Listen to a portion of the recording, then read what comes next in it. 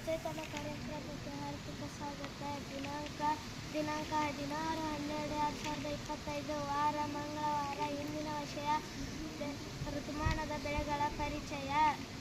ನನ್ನ ಹೆಸರು ಚಿನ್ನು ಮಲಜ ಪೂಜಾರ್. ನಾನು 6ನೇ ತರಗತಿಯಲ್ಲಿ ಓದುತ್ತಿದ್ದೇನೆ. ಋತುಮಾನದ ಬೆಳೆಗಳು ಎಂದರೆ ಒಂದು ನಿರ್ದಿಷ್ಟ ಋತುವಿನ ಹವಾಮಾನ, ತಾಪಮಾನ ಹಾಗೂ ಮಳೆಯ ಮಾದರಿಗೆ ಹೊಂದಿಕೊಳ್ಳುವಂತೆ ಬೆಳೆಯುವುದು. ಕೃಷಿ ಬೆಳೆಗಳು. ಪ್ರತಿ ಬೆಳೆಗೂ ತನ್ನದೇ ಆದ ಸರಿಯಾದ ಋತು ಇದೆ. ಸರಿಯಾದ ಋತುವಿನಲ್ಲಿ ಬೆಳೆದಾಗ ಉತ್ಪಾದನೆ ಹೆಚ್ಚಾಗುತ್ತದೆ, ನೀರಿನ ಬಳಕೆ ಕಡಿಮೆಯಾಗುತ್ತದೆ, ರೋಗ ಕೀಟ ಹಾನಿ ಕಡಿಮೆಯಾಗುತ್ತದೆ. ರಬ್ಬಿ ಹಿಮ ಶೀತ ಕಾಲ ಮಾರ್ಚ್ ಅಕ್ಟೋಬರ್.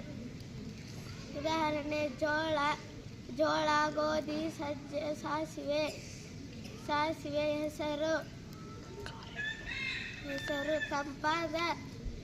ತಂಪಾದ ಹವಾಮಾನದಲ್ಲಿ ಬೆಳೆಯುವ ಬೆಳೆಗಳು. ಧನ್ಯವಾದ.